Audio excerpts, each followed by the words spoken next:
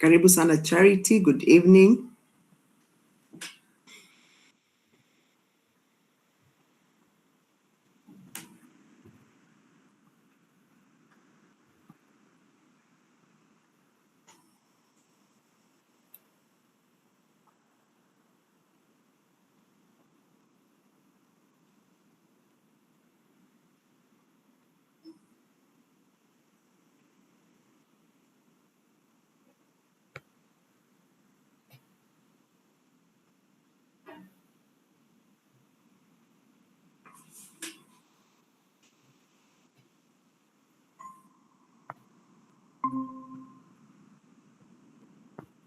Karibu Joyce, and good evening to you. Karibu Benson, good evening.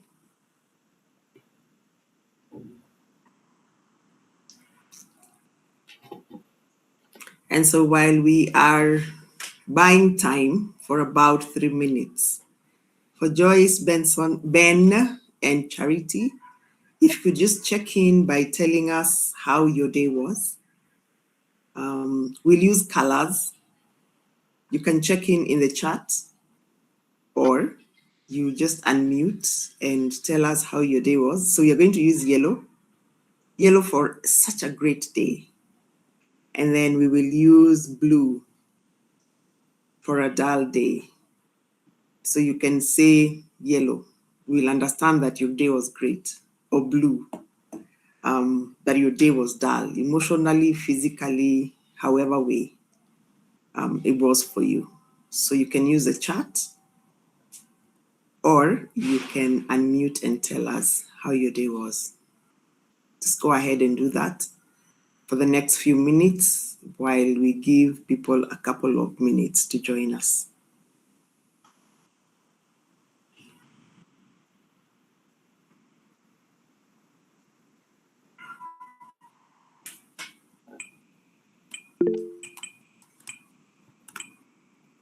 Yellow or blue?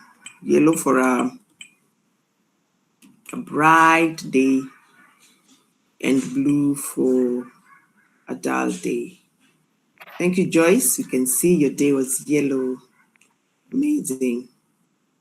Thank you.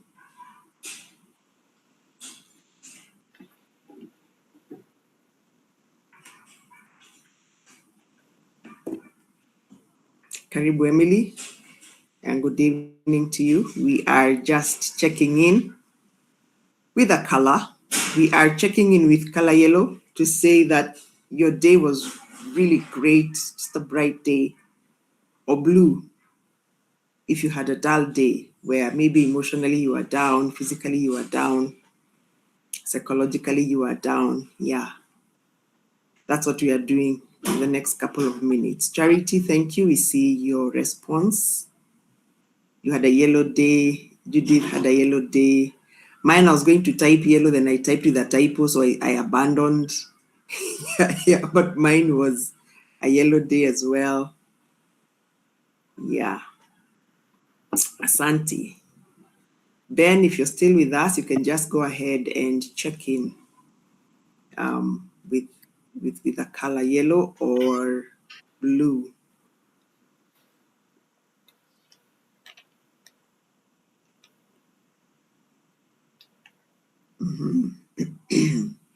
And so I'm curious, how many of us have been there from the first Wednesday when we started this?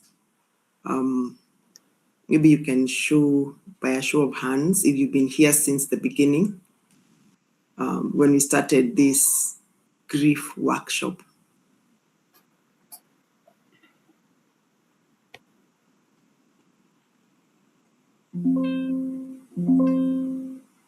Okay, I'm not seeing any response, but I was just going to say that we are happy that you're here, but maybe if you're not aware, or Joyce has been here all through. Thank you, Joyce.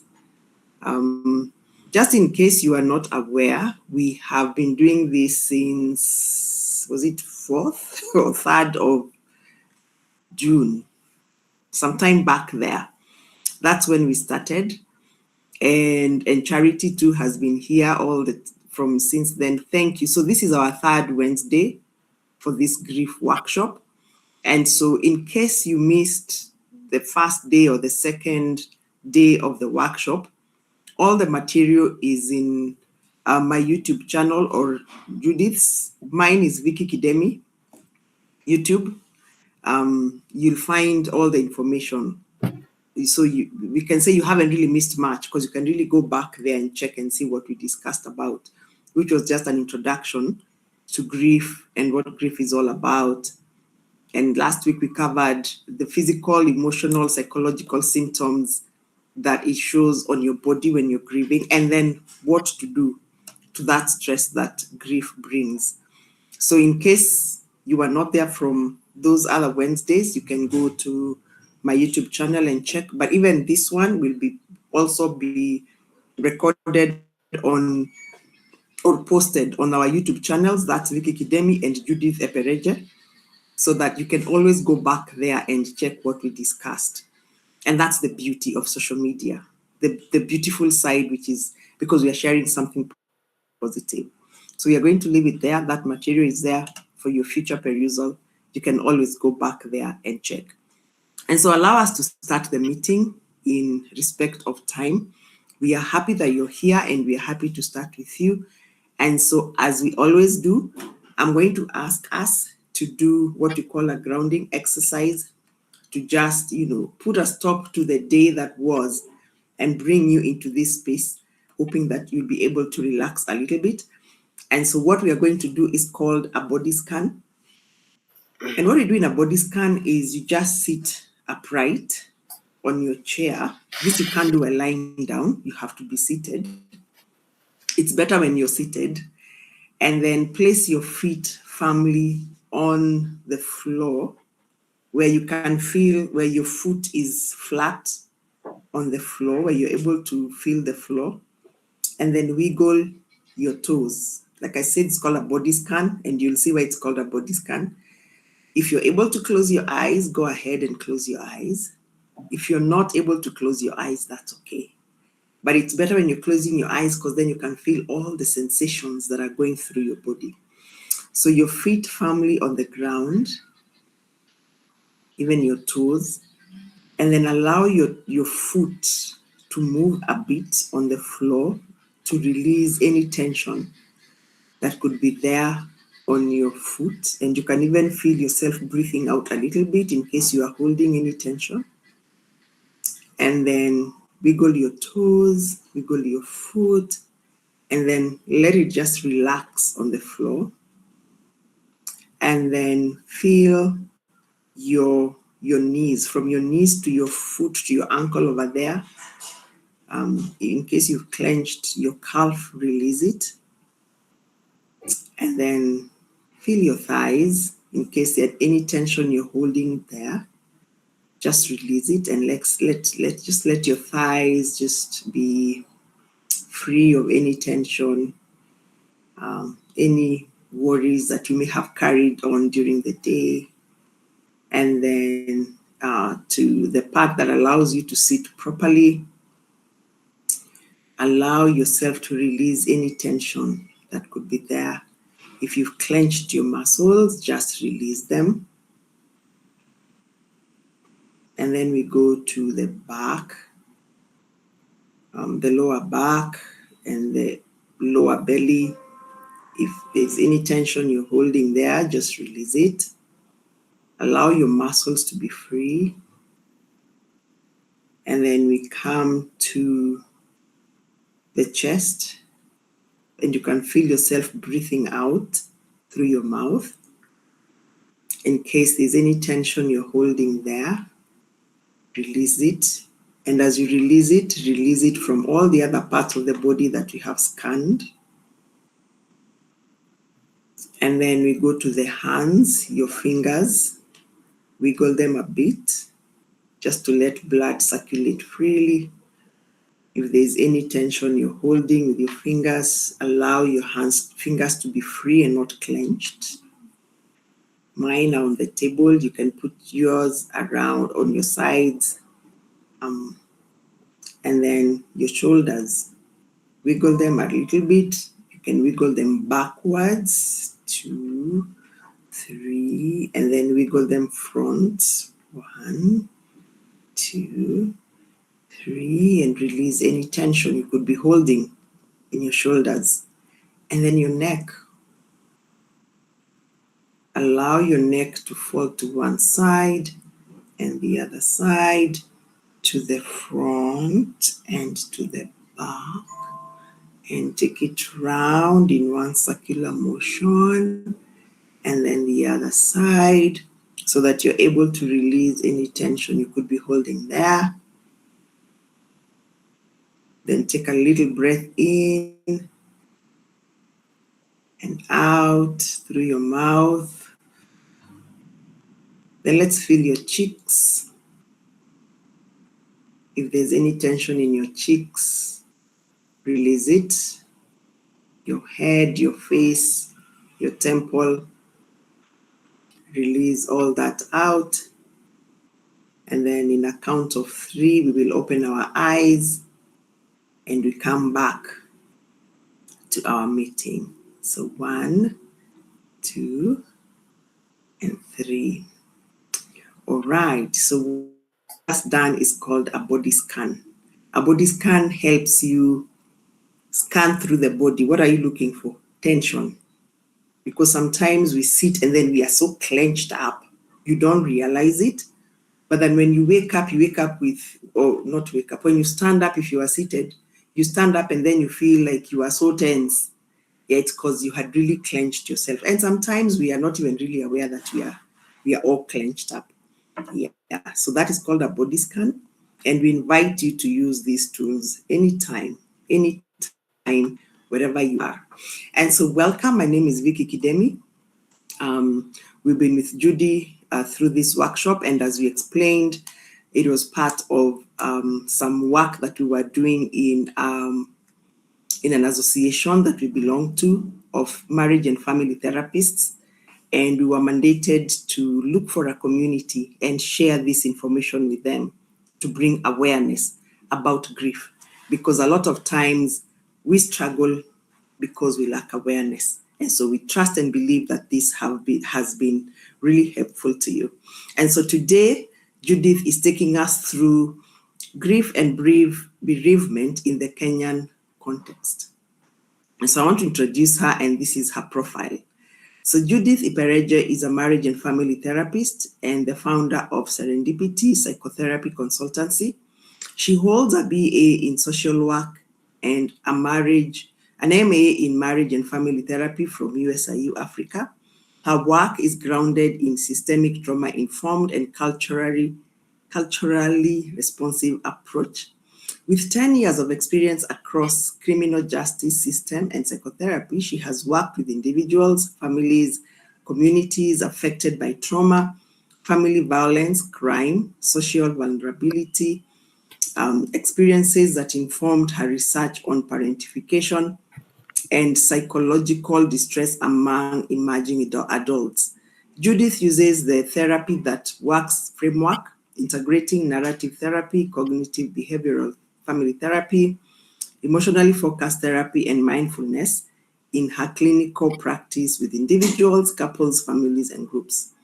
Her areas of interest include trauma, grief, bereavement, suicide, depression, and anxiety, and minority stress in collectivistic contexts. She currently serves as a Kenya liaison for the Therapy That Works Institute and is actively involved in research, writing, and psychoeducation with a strong commitment to ethical and systemic advancement of psychotherapy in the region. And so let's put our hands together, our virtual hands, and welcome Judith. Judith, karibu sana. We look forward to hearing from you. Karibu. Thank you. You're muted. Thank you, Vicky. For that intro, as well as the body scan. It has helped grounded me as I get ready to present what I have for each of us today. So Today, we shall look at grief and bereavement in the Kenyan context, specifically looking at how to navigate the systemic shock as well as the neuroscience. And then next week, we shall finalize with the journey towards integrated healing. Yeah, so even before we dig deep, I want to pose 3 questions to you that you're free to reflect on as we move ahead.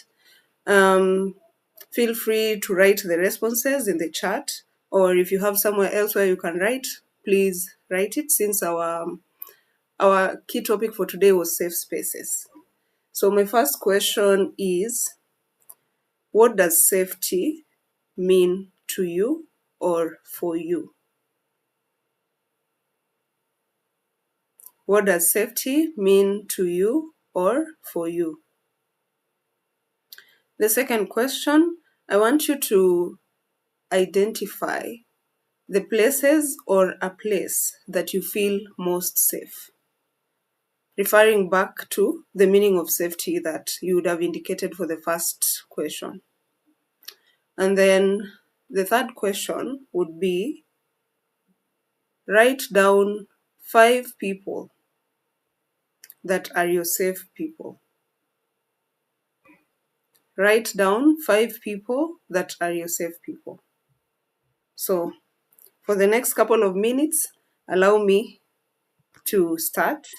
So as Vicky mentioned last week, this is what we tackled, where we have the loss at the central point, and then we have the physical, we have the behavioral, the spiritual, cognitive, and the emotional effects that present with the loss.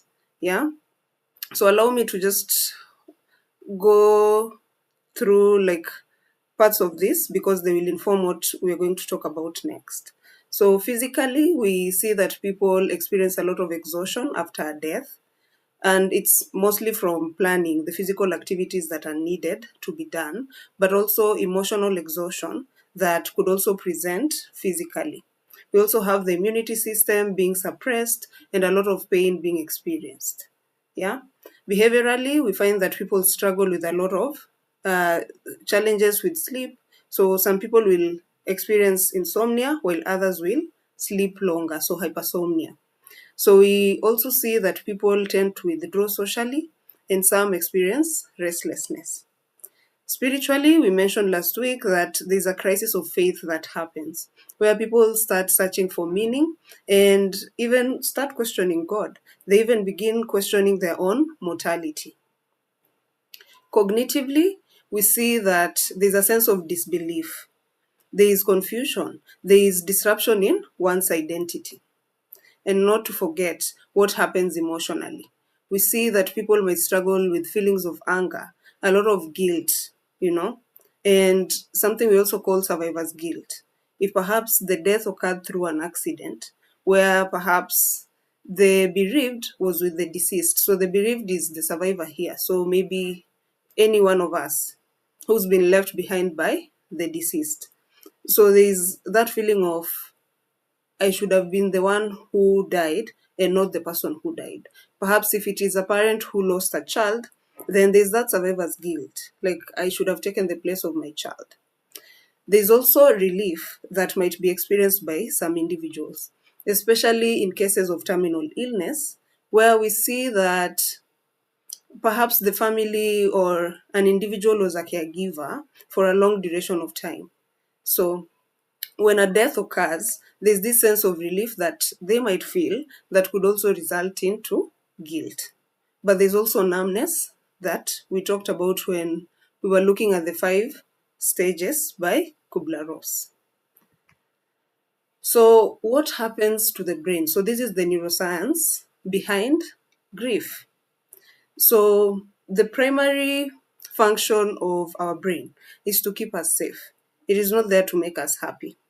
So when a death occurs, it shocks the body, it shocks the brain, and the brain goes into a state of existential threat. And it perceives this loss or this death as a threat to the survival of an individual. And so what happens? Since the brain is supposed to keep you safe, there's a signal that is sent to the rest of the body. that, yo, we need to act really quickly to keep this person safe. So one system might tend to go into the 4 Fs that we mentioned last week. So there's the fighting, the flighting, the freeze, or the fawn. So the fawn is a lot of people pleasing behaviors. But when we talk about fighting, we find that some people might literally fight. Others might flee from the whole situation, so they tend to withdraw. But others might also freeze. So the body goes into this state because the stress response system has been activated. This is because stress hormones will be released so as to keep the body safe. So when we talk about the sympathetic nervous system, which is now the state the body is in when the existential threat has been detected. So basically look at the body as if it is in sympathy. So all systems work together to ensure that we are fighting the threat, or we are fleeing from the threat. And if you're not able to fight or flee, then we freeze. And sometimes that occurs in situations of suicide. Say perhaps someone is trying to die by suicide by jumping from a building. By the time they get to the ground, the freeze response would have been activated. So they end up not feeling a lot of pain.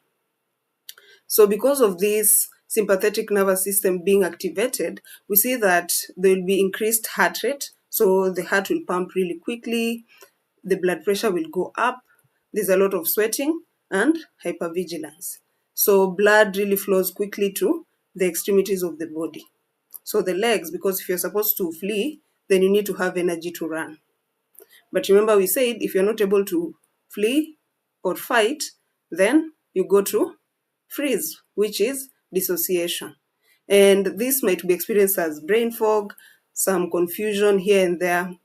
And remember, dissociation is not something to try and get away from, because it's the body's initial response to protect you from this overwhelming emotional pain that your system has received by perhaps receiving the news of death.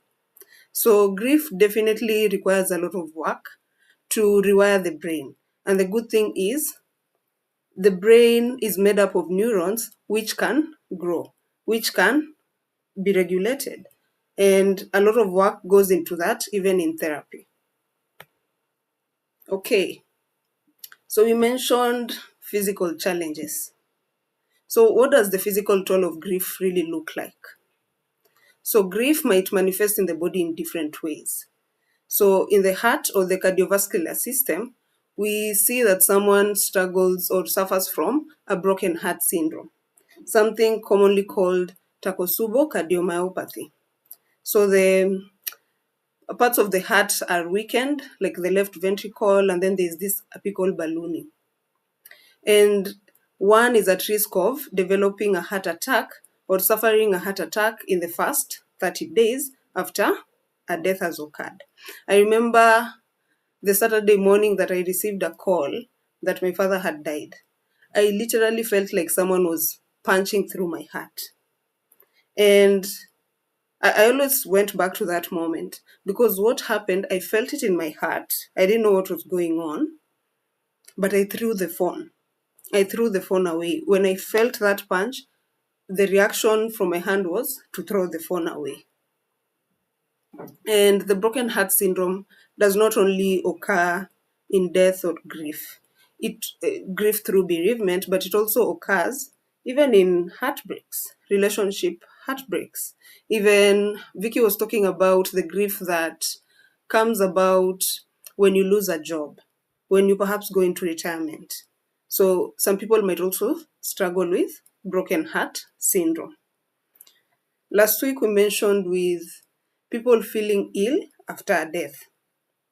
So this is also part of the physical toll of grief. So the immune system tends to be weakened. And this is because of those stress hormones that we were talking about that depresses the immune functioning of the body, making someone to be highly susceptible to diseases and infections. So if you see yourself getting perhaps a lot catching flus, having headaches, um, perhaps struggling with ulcers that you've not felt for a while. Something has just shifted in your immunity after the news of death. The nervous system, on the other hand, is also affected, and that involves the brain as well as the gut. So we see some somatic symptoms, and soma means body. So you'll experience a lot of bodily symptoms. The severe insomnia that you were talking about, a lot of nausea, overwhelming fatigue, so you're just generally tired and you don't understand why. We also see people struggling with having a dry mouth or a sensation of a lump in the throat. Okay, so what happens if the bereaved is an adolescent? So perhaps they are still in school, and they've just lost a parent, or they've lost an older sibling.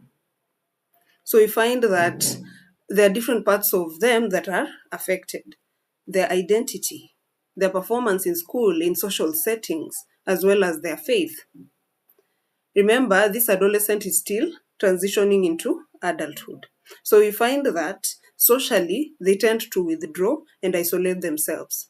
They don't feel like they belong when it comes to peer relationships. They tend to retreat from the social circles.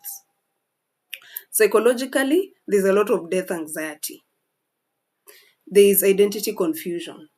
You know, if the identity or sense of identity was highly tied to the person who died, then we see an identity crisis coming up around that time. So they tend to get shocked by how fragile life is and really struggle to find someone to help them transition into adulthood after a death. Spiritually, we see that people struggle with feelings of anger and there's a lot of bargaining, especially where an adolescent has been told that, God got you, God knows best, God will always answer your prayers. And then they wonder, okay, so why did my parent die, or why did both of my parents die if God is there to give me everything I want? So they feel betrayed by God, especially. They question why this person died so early. If it is a child who's been bereaved, a lot of children tend to internalize the problems that they experience. So what happens is they will internalize the loss. They will even bargain with God and ask God, like, if you bring my parent back, I will be a good child. I will not make mistakes. I will be very obedient. They're not really able to grasp why the death has occurred. So, functionally, both for children and adolescents, we see that they tend to suffer academically. Their concentration ability goes down, they're not able to retain a lot of information, but you also see their grades drop.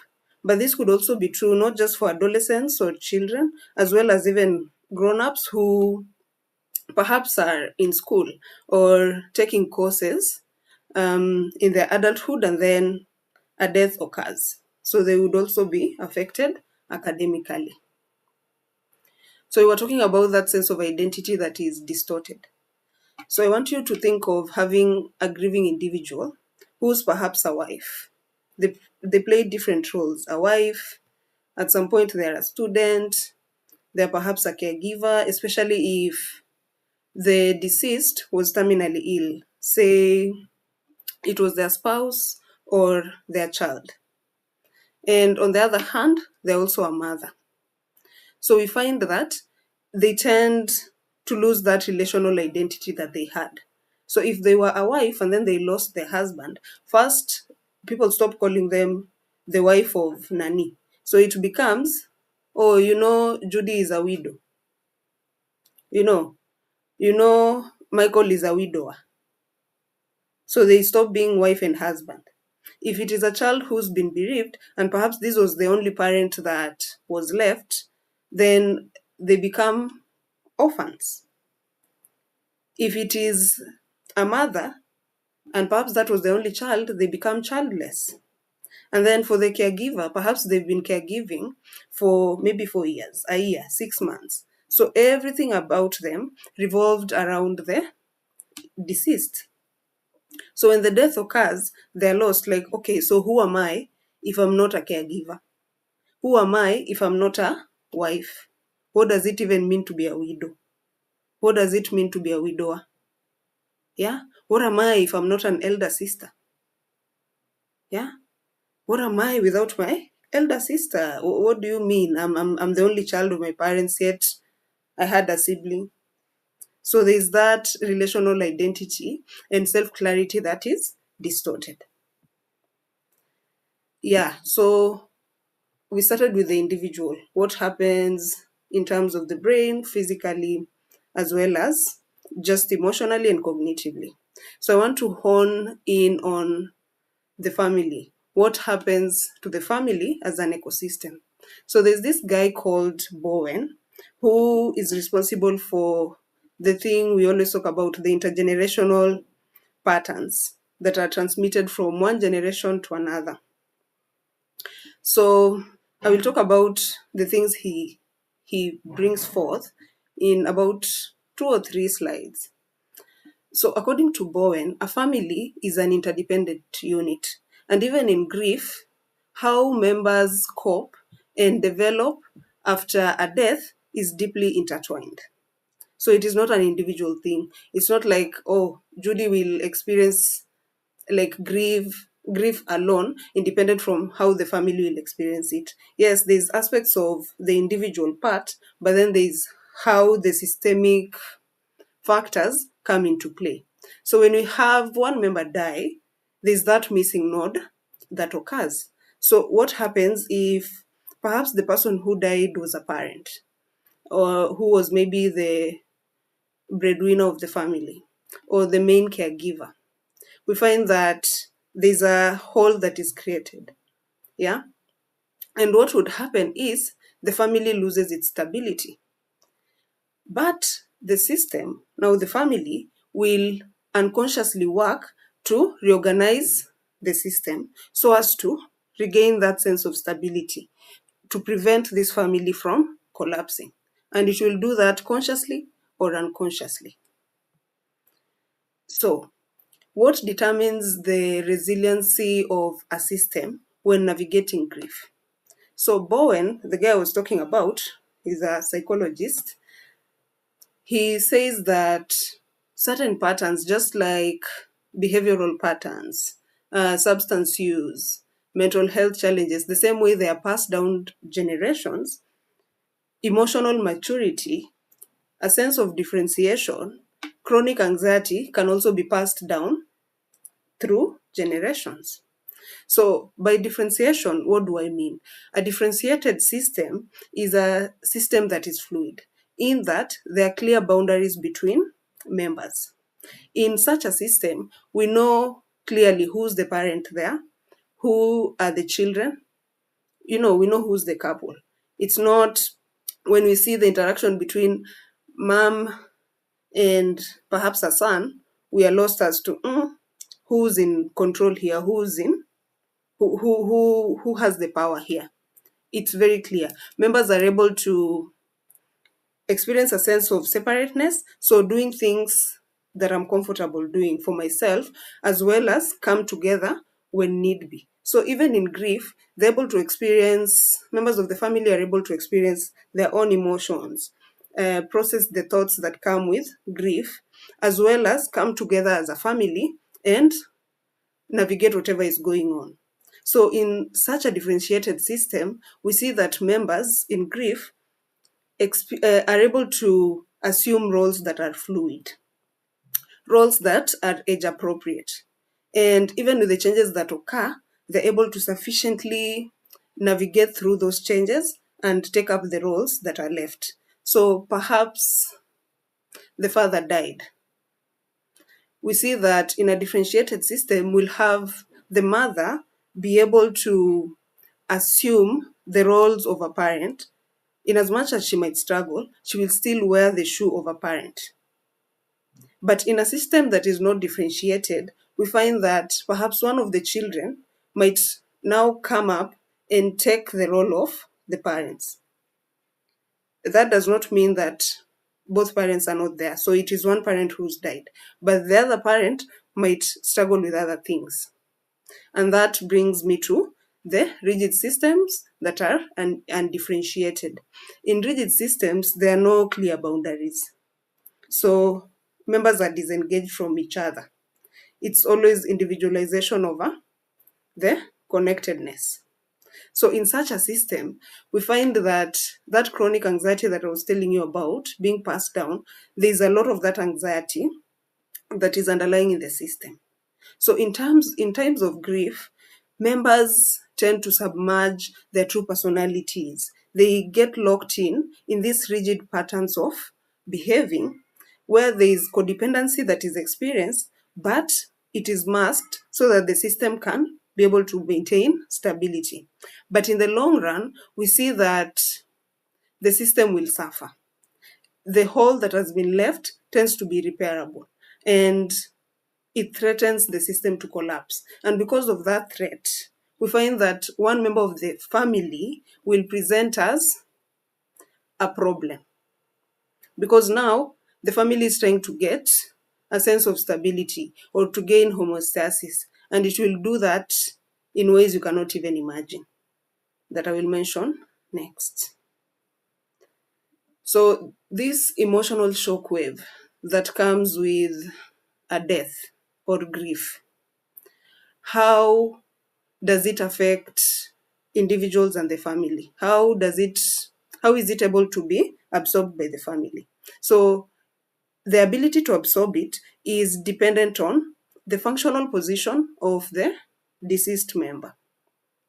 So if the deceased was a key member of the family in that they were the overfunctioner, they were perhaps the main caregiver. So when they are not there anymore, there is a big gap that is left, which triggers a domino effect of vulnerability in the entire system. If the deceased perhaps suffered a terminal illness that eventually led to their death, what we see is there's a sense of relief that will be felt. Remember the relief that I alluded to in the first slide, that then tends to become a source of guilt. The relief will come in which way? So the family, if they were spending a lot of finances, perhaps taking care of the medical expenses of the deceased, there's a relief that will be there financially.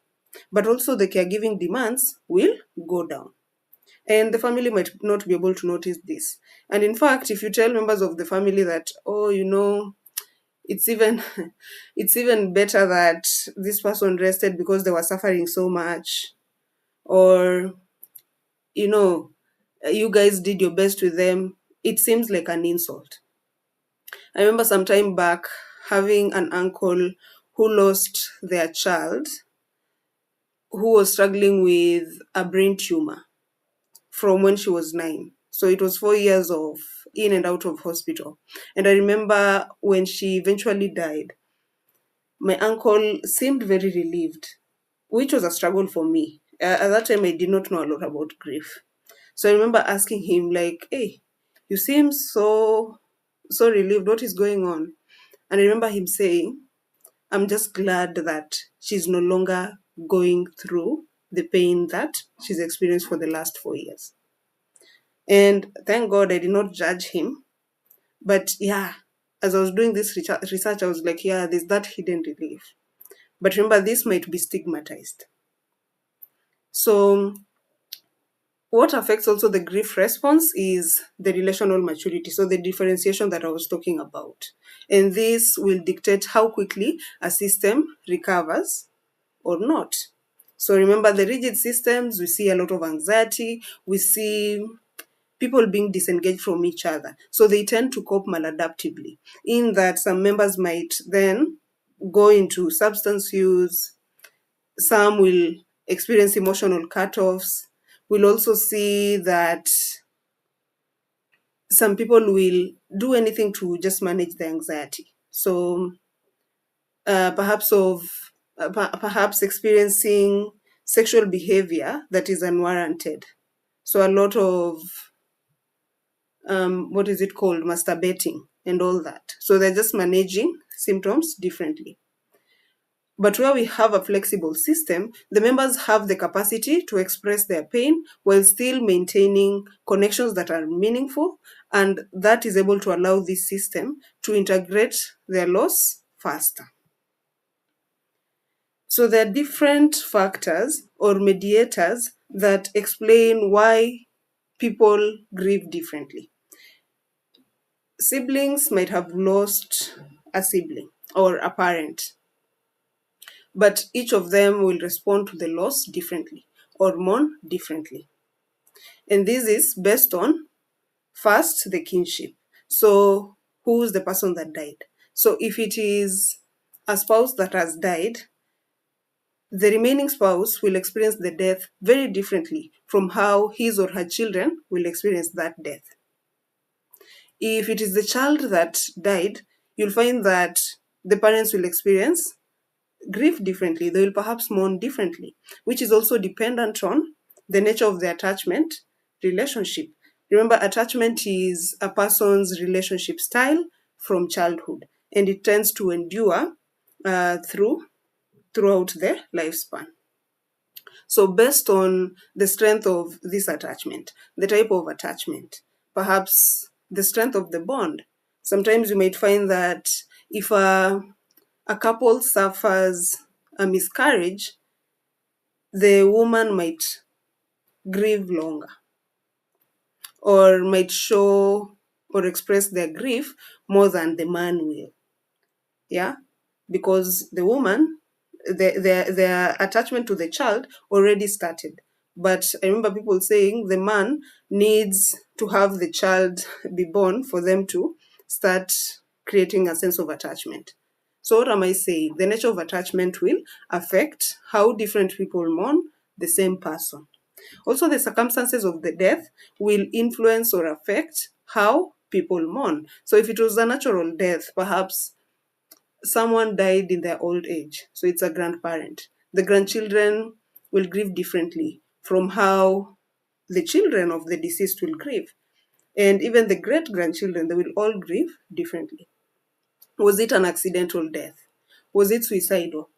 Was it homicidal? Was it something that was preventable? Was it violent? You know? And even if it was violent, if it was suicidal, perhaps homicidal, is there stigma that comes with it? If it was a suicide, death by suicide, and you're in some communities in Kenya, your grief will be disenfranchised. There'll be a lot of shame around grieving. You will not even be allowed to voice your grief. You'll not be allowed to mourn this person openly. Also, historical antecedents influence how different people grieve. So, are there previous losses that have been experienced?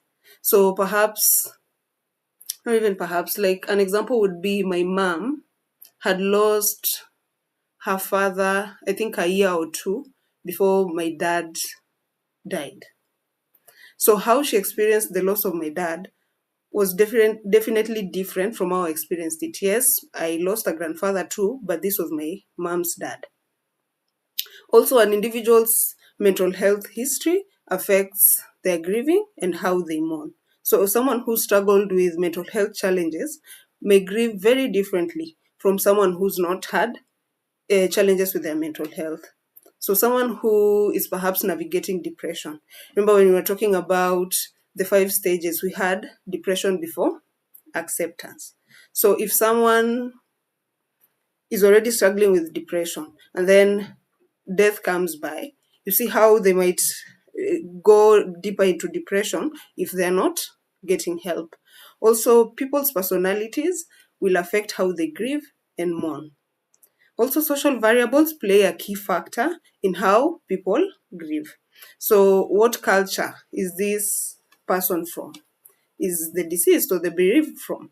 So, perhaps it's couple and one of the spouses is dead.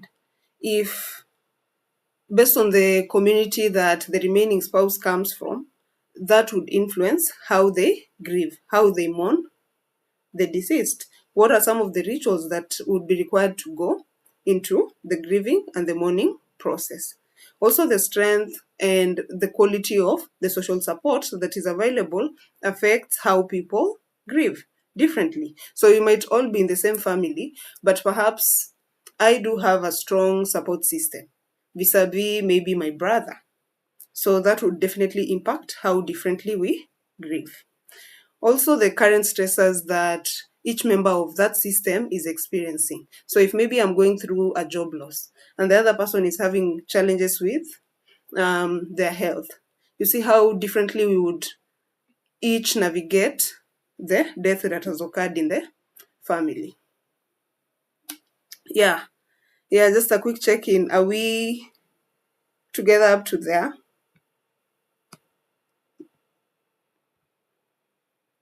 Yeah, Yes, we are, Judith.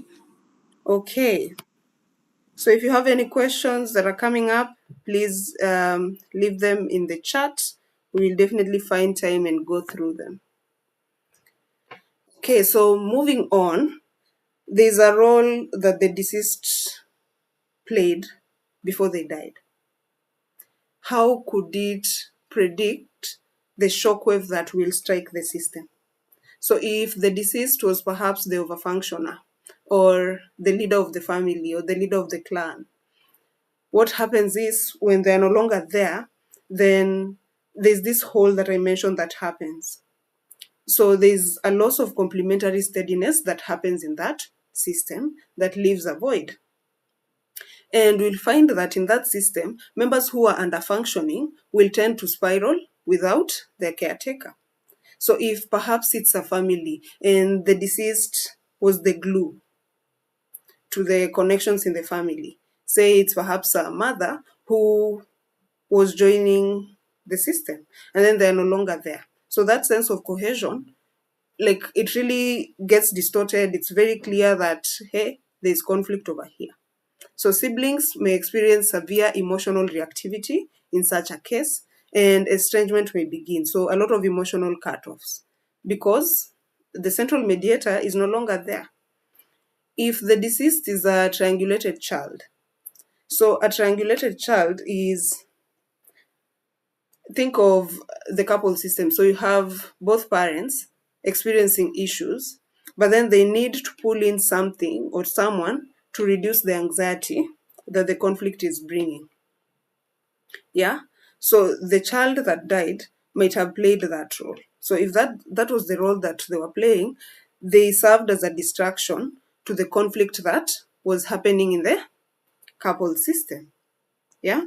So once they die, the marital tension that was there, that was being masked by this triangulated child, becomes exposed. And it goes directly back onto the parents. And what happens is we'll see a lot of marital discord in that family. It doesn't mean that it wasn't there, it was there. But the focus had changed. Whenever there was conflict, the system would go to the child to reduce the conflict. So what happens if they're not able to work through it? We see a lot of marital conflict, we see divorce perhaps happening, or if there's another child in the system will elect unconsciously this other child to be the triangulated child.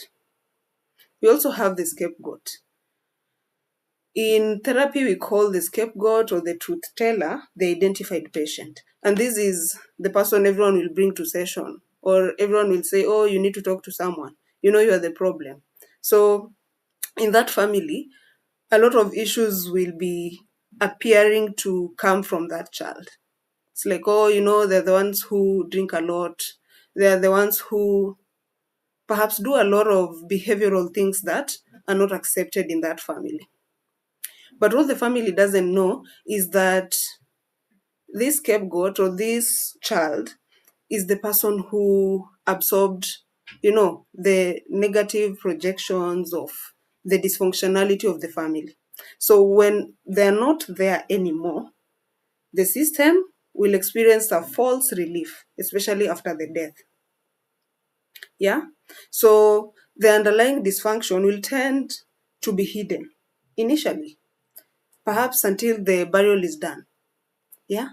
But then, if this family does not confront their real issue, because now they do not have someone to focus on, they're focusing on previously they would focus on James or John, who perhaps drinks a lot. But when John or James is no longer there, then the family has to face each other and their issues. So if they're not willing to confront their actual issues, they will subconsciously nominate a new scapegoat in the family. Yeah. So remember the emotional maturity that we talked about. Some systems don't have that. And every family or every system has a division of its emotional labor. And it tends to become very evident when a death has occurred in a family. Yeah, so we have different members of the family playing different roles emotionally. So at the top, we have the overfunctioning individuals in the family who carry the weight. So there's the hero who's overly responsible and self-sufficient in the family. They mostly devote their attention to ensure that the family looks normal, successful, and they tend to mask that dysfunctionality, especially to the outsiders. But we also have the enabler or the caretaker in the family. When the parents are not there, this enabler or caretaker will act as the surrogate parent. Yeah. So their self-esteem, their self-concept is based on being able to provide for other members of the family. Yeah. But this is an effort to correct the pain that comes with the crisis that they're experiencing in terms of death. On this other side, we have pursuers or members of the family that move towards or manage others. So when there's a conflict, they tend to try to look for solution, like they're poking at the family members to do something about it. And that is the scapegoat, the identified patient, as I had mentioned, or the truth teller. So they tend to be defiant, to be hostile. And their behavior, it gives negative attention in the family. It gets negative attention in the family, and everyone is focused on that. But this behavior serves as a distraction from the underlying issues of the family. And that would also be true in grief. So instead of people focusing on their grieving, their mourning process, they will still focus on, oh, did you see what John did? Yeah, so it distracts the system. Then we have the lost child or the lost member of the family who tends to distance or withdraw. They are invisible. They cope with chaos by withdrawing, isolating. They avoid interacting with members of the family and make themselves appear small. They often struggle with intimacy and communication. So you won't see them share how they're feeling, how they're struggling. They won't seek help. Yeah. So help seeking behavior is really down for the lost child or this lost member of the family. So initially I mentioned suicide as a circumstance of death. So allow me to talk a bit about it here. So what makes a suicidal death different and harder to cope with is this perceived notion that the deceased chose to die. And that makes members of the family spiral into perceived intentionality. So it's trying to seek the why. Why did this happen?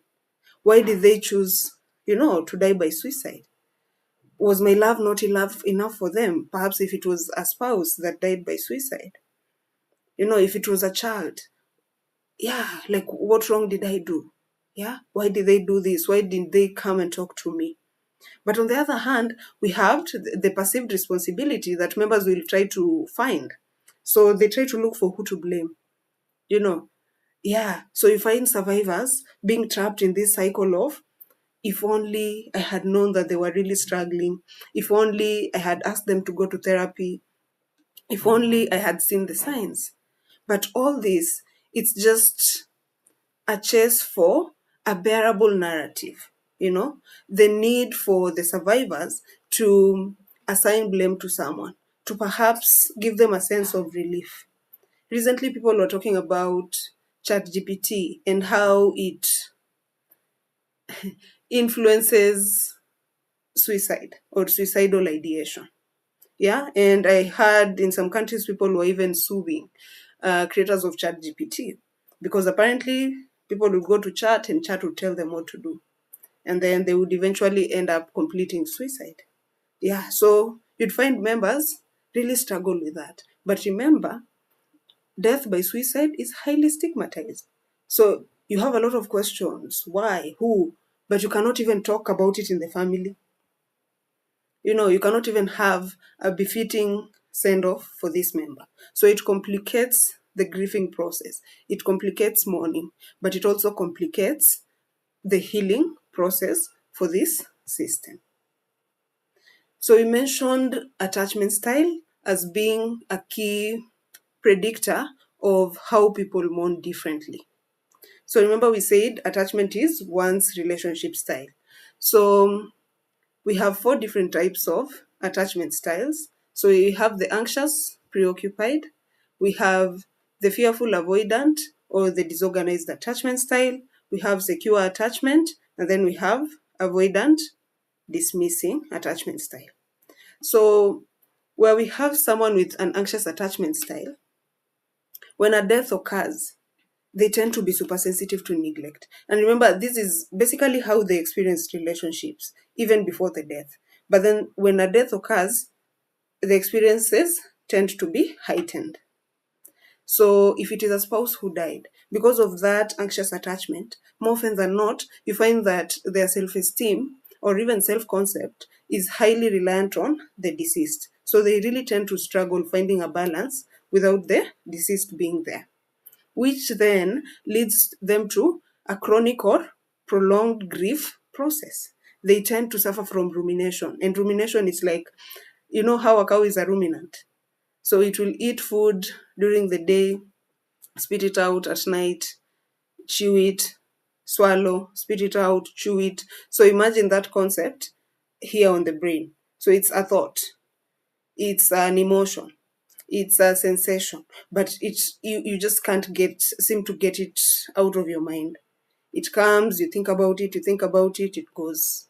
So if it is perhaps an issue of someone blaming themselves for the death, they will tend to ruminate about, that blame, that blame. Why didn't I?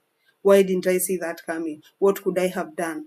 And it makes them now cling to the other people who are left in the system. If it is siblings, then if it is a sibling who died, then this sibling who's anxiously attached will tend to cling on the remaining siblings or the parents, because now they're experiencing a lot of death anxiety.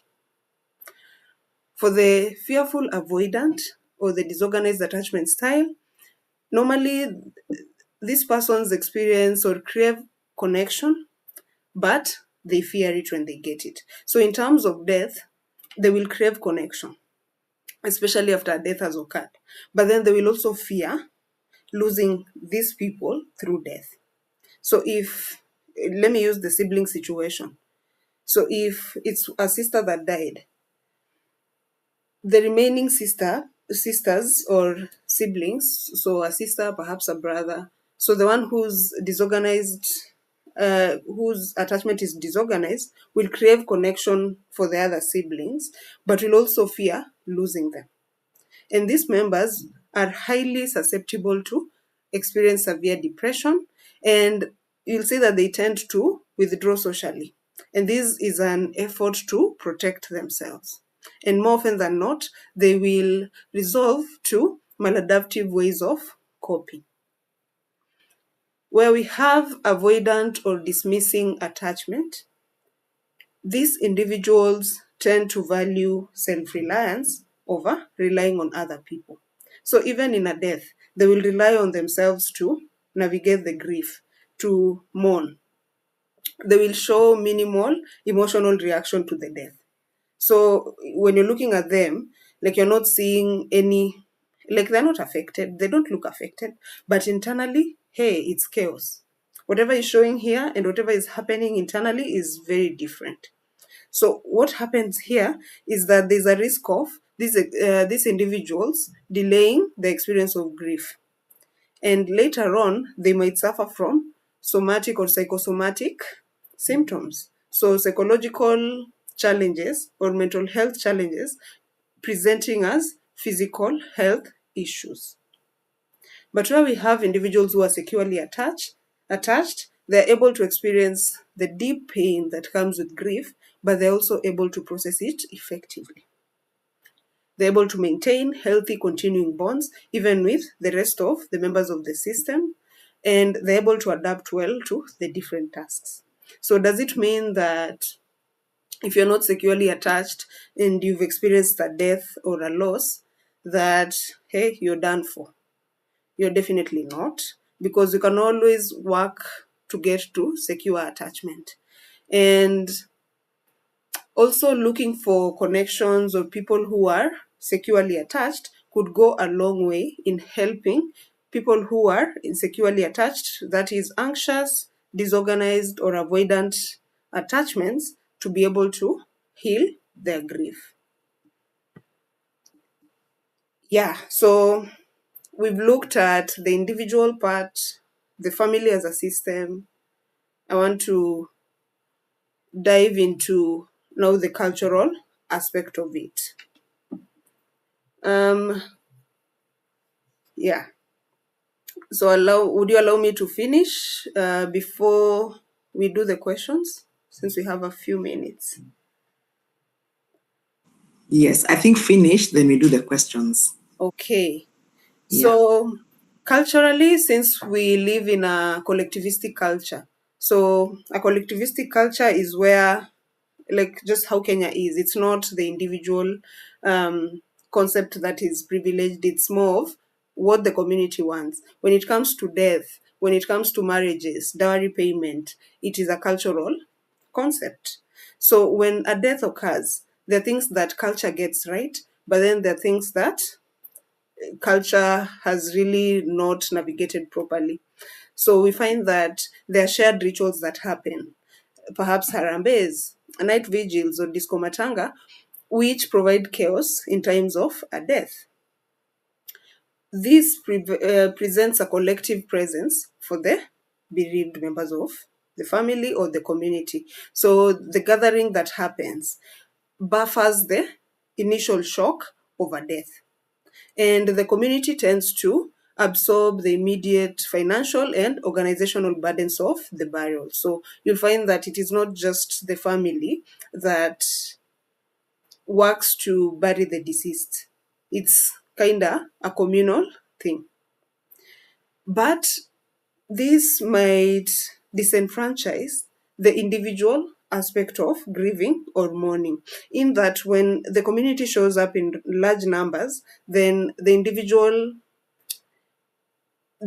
process is delayed or masked. You'd find that there's silent whispers of, you need to be strong, you need to be strong for your children, or you're the firstborn. You cannot break down. If you break down, what will your siblings do? But there's also this expectation that once the burial has ended or these rituals have ended, then the personal grief should also come to an end. And with that, you find that the community lacks the long term mechanism for checking in with individuals or families.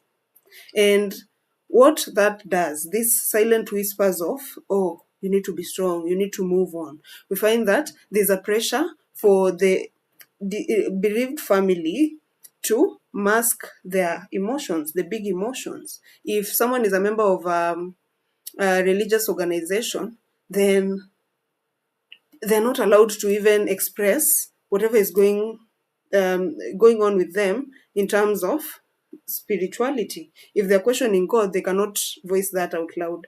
They need to appear as strong in their faith as they were even before the death.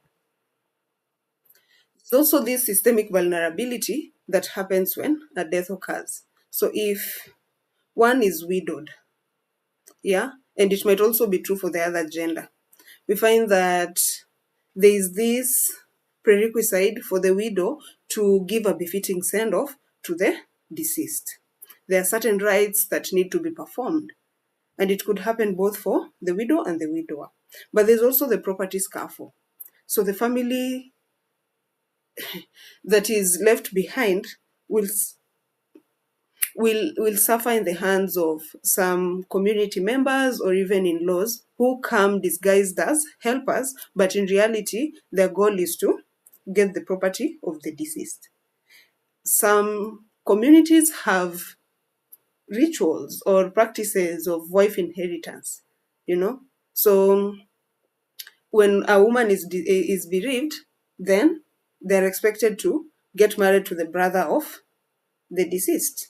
Or if it's the man who lost his wife and has young children, sometimes you'd find the family wanting the younger sibling perhaps to take the position of the wife so as to help the man raise his children, especially where dowry had been paid. It's like, hey, even dowry was just paid recently, so you need to step up, and help your brother in law.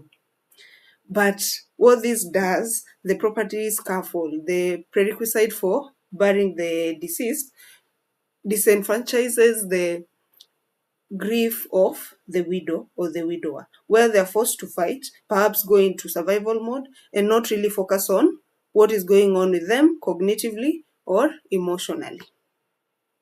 So, what are some of the resources that we have in the community that could serve as safety nets for either systemic, legal, or psychological support in Kenya? So, for the widows, we have Muungano wa Wajane.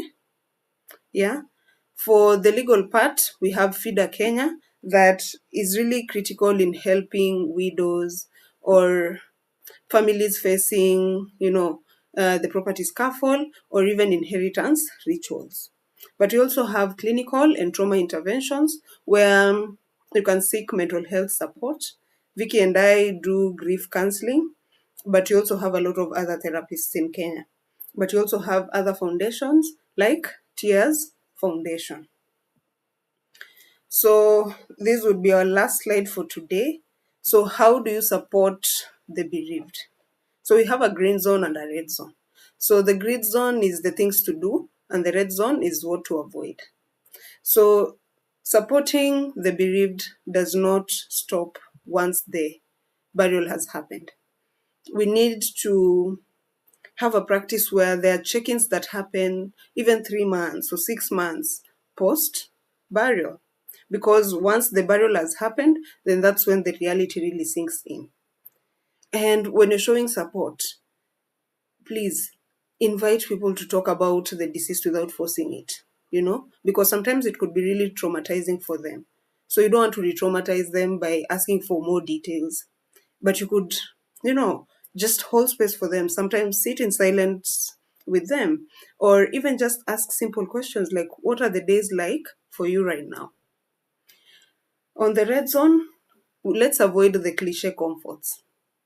Oh, they're in a better place. Oh, it was God's plan. It might be true, but you do not want to minimize the grief experience of someone. Yeah. So you need to be strong. And strength is not avoiding the grieving process. Strength is not silence. Strength is not bottling up your emotion. And the thing that people say is with timelines, it's been 6 months, you need to get over it. No, you don't need to get over it. And next week we'll look at grief as something that is not to be gotten over, but a process of something that we need to grow with as we navigate our grief. Yeah, and that's what I had for today. So I had like a demonstration. I don't know if I can do it for a second. So I want you to look at this thing and imagine that, no, I have a bottle. Look at this bottle and imagine that it's Coca-Cola. So we're talking about silence or silence being strength. So assume this is a Coca-Cola bottle and you're shaking the soda, you're shaking it. So the shaking is grief. The shaking is every other stressor that comes in life. So what happens if you shake it, shake it, shake it, shake it, shake it, and then you open it, and it's Coca-Cola? What will happen? It will, it will explode. So whatever is exploding is the emotions. But what happens if it's shaking, and then you're opening a bit, you're allowing it to, and then you close it. It shakes again, close it, and then now open, and then drink from it. It will avoid the. So every time you want to bottle your emotions because you're strong, I want you to think of that Coca-Cola bottle, and that Coca-Cola bottle being you, and whatever you're masking by being strong being the contents. And what would happen if you explode? Thank you. And Vicky, back to you. Thank you, Judith. Thank you. That was really, really good.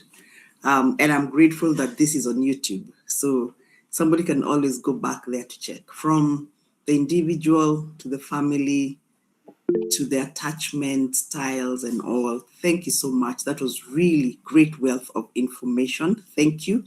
We can give her flowers, her virtual flowers, even as you look into typing your questions. That was really amazing. Thank you. Thank you. All right. So we get into the questions, and Emily, your hand was up. You want to unmute and ask your question? Even as I check on the chat whether you have any questions. Emily, you can feel free to unmute and ask your question. Or was your hand up by mistake?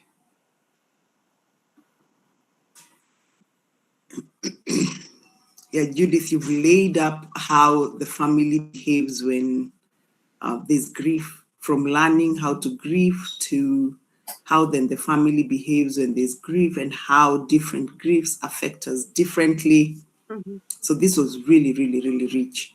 And I'm grateful to the unspoken division of the emotional labor. Yeah, really amazing. Okay, do we have a question? Or you're processing?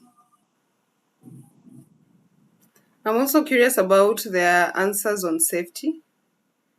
Mm-hmm. Yeah. Who were you able to identify the 5 safe people or the places that you feel safe?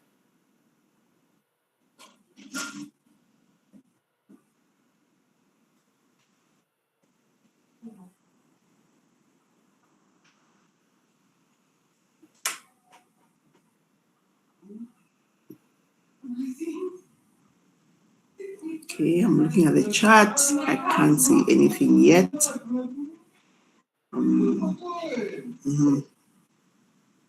Anybody with anything to share about safe places, safe people? Yeah? Okay.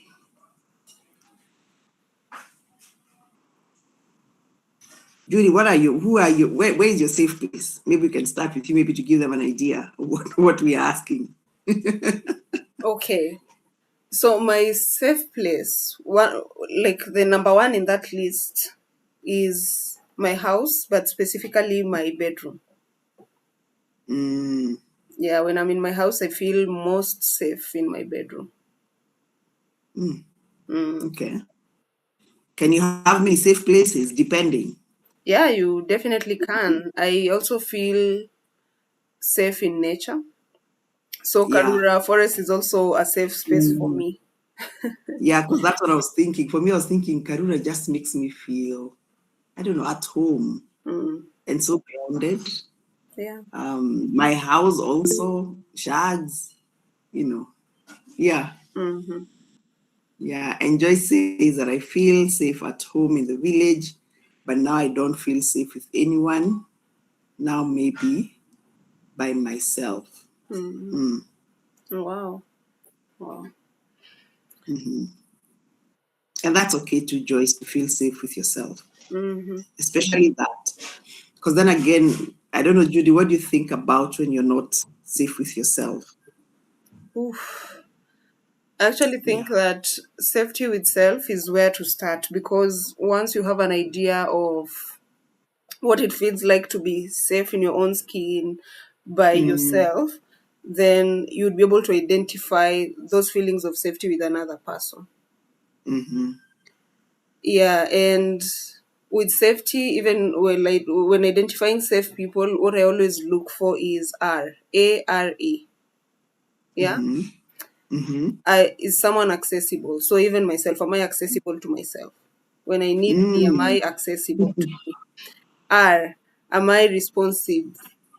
mm, Or is that someone responsive to me? Or would I be needing them? And when I'm talking to them, I'm not getting the responsiveness. mm, And then the E is engaged. Are they mm, engaged? Am I engaged with myself? Like, if I'm feeling triggered, am I able to sit with myself and engage with what is happening? Same for yeah. a safe person. Are they able to Mm-hmm. engage with me? Or if I voice what is going on with me, then they will tell me, what do you mean? Ebu, come we go for a walk. Eh? Ebu, let's go and watch this movie. Like, they're not engaging with whatever I'm bringing forth, but they want Mm-hmm. to distract me from the process that is going on with Mm, me. So R. Yeah, yeah. yeah. I like it. I like it. Am I accessible? Am I responsive? Am I engaged? Is my safe person accessible, responsive, or engaged? I like it. I like it. And so, Joyce, it's okay. And we say it's okay not to be okay. Yeah. It's okay not to be okay. Mm-hmm. And there are people who disassociate with themselves and they abandon themselves because they can't deal with what is going on. So the fact that you are able to, feel safe with yourself first, Mm-hmm. that is a plus. And that's a place to remind us that I can't feel safe in my house if I'm not safe with myself. Mm-hmm. Yeah, it sounds like a tongue twister, like a paradox, but there's a reality to it. And so Emily says the session is loaded and quite educative. It puts a lot of things into perspective. Emily, we are grateful that this has really made sense. It's making meaning. It's making, finally, you're like, oh, yeah, oh, none of that happened. Yeah, Mm-hmm. we are grateful for that. Thank you for that feedback. Mm-hmm. Yeah. And so I'm going to send a number on the WhatsApp chat. Um, on the chat. This is a number where you can access counseling, you can access free therapy. Um, if you're able to pay, Judy and I charge. This is free, but for the sessions for grief therapy, that we will charge. And in case you're not able to afford this, call this girl. This is offered by Regis Baptist Church. Mm-hmm. We were able to pull some strings. They'll be able to assign you a counselor who can work with you. I forgot to give this last time in the other one. Mm-hmm. So they'll be able to give you free therapy, free counseling, and just have somebody to talk to about what you're going through freely. And so, yeah, I will leave that there for the time being. Any other comment or question before we bring this to a close? Vicky, I'm curious about what safety means for you. Safety. Yeah. What does safety mean to me? Oh, there are many. Let me try and bring it to something that is not less confusing. Safety to me is when, one, a place where my mind is at peace. Mm-hmm. My body is feeling um, not, okay, I don't want to use our terms. My body is feeling relaxed, Mm-hmm. and a place where spiritually I am at peace with God, Mm-hmm. because I'm of faith. And for me, I go with the four prong: the bio, the body, the mind, my spiritual life, and my social system. Mm-hmm. But here, even if I go go with the three. That spiritually, I'm at peace with God. Physically, I am well. And I am not, even if maybe I could be sick, but I'm on medication Mm. or I've seen a doctor. And then, what was the other one? Psychologically, emotionally, through the challenges of life, my mind is at peace and processing what is going on. Mhm. That is safe for me. So when I take that and put it into Karura Forest, that's where I'm at home. Mm. Okay. If I take that bit of me, um, or even if I go to Karura Forest and I was feeling my mind wasn't at peace, I'm not able to talk to God. But when I get into the Karura Forest, it grounds me. It's able to, the forest itself, as I walk through the fresh air, is able to bring me to a place of calmness. Mm-hmm. My mind calms, the voices in my head lessen, or I'm at a place where I'm just at peace, regardless of what is going on around me. I am at peace, or in me, I'm at peace. Mm-hmm. Then I'm able to talk to God. My body is fine. Then that's safety for me as a person before I go into the other spaces where people are. Mm. Yeah. Thank you. Thank Yeah. you. And Mm-hmm. as I reflected on the title Safe Spaces, those three questions came to me, Mm-hmm. and I posed them Mm. as a resource for everyone on this call, Yes. something that they can take forth in their grieving journey.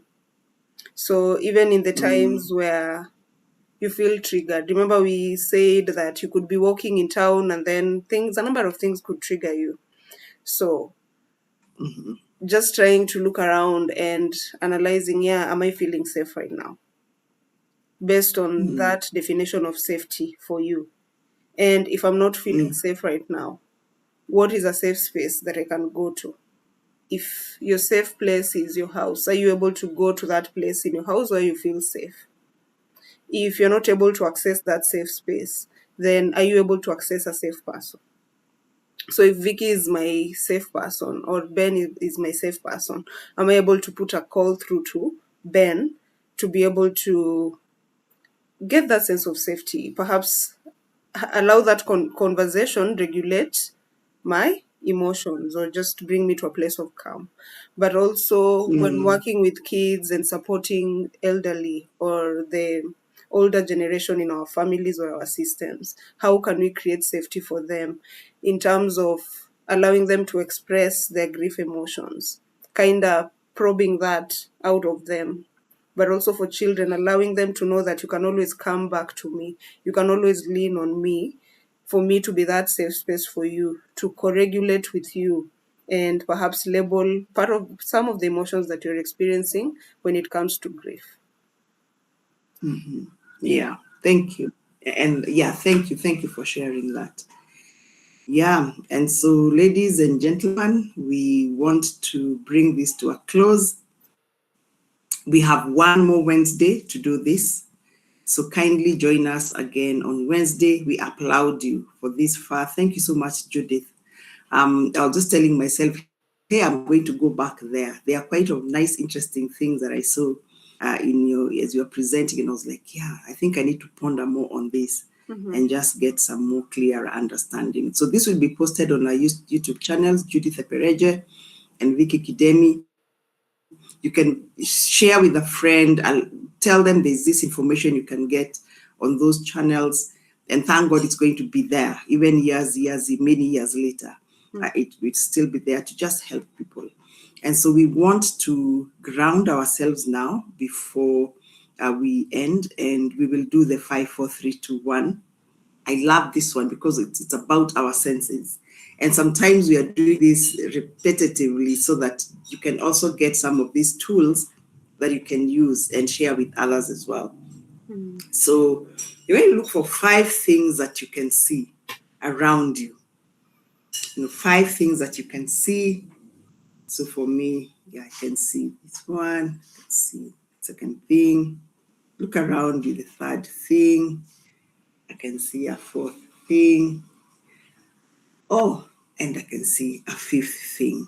And this, we are doing this to just help regulate your body, bring it to a place of calmness. You know, after what we have discussed, you might find that there are parts of you that are tense. If you feel like you're tense, remember the body scan, just release that part. And then 4 things that you can touch around you.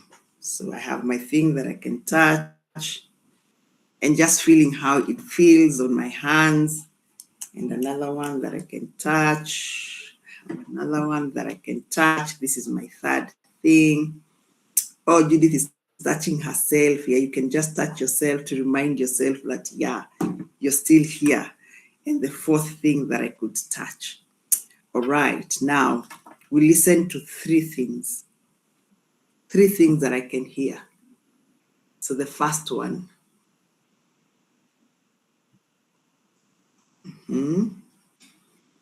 the second thing,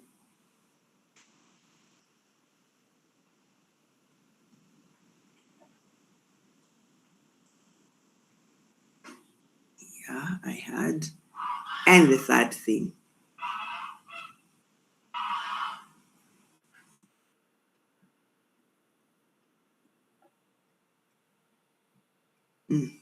All right. And then 2 things that you can smell around you. See, there's a thing here. Smell it.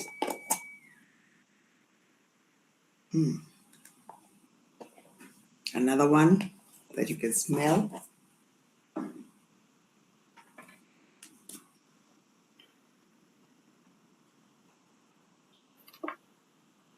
Okay. And finally, one thing that you can taste. Now, mine is my water here. Let me get to taste my water.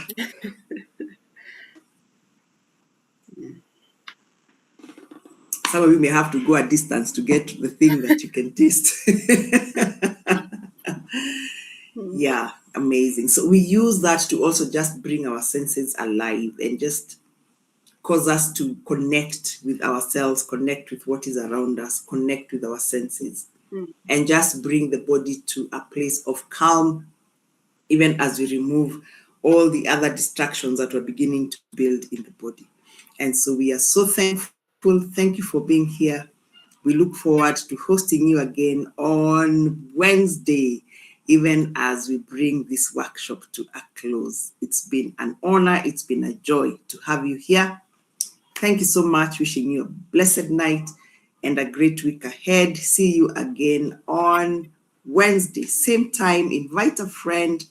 We look forward to seeing you again. All right. Wishing you a blessed night and a great week ahead. Bye-bye for now. Thank you. Thank you, everyone. And yes.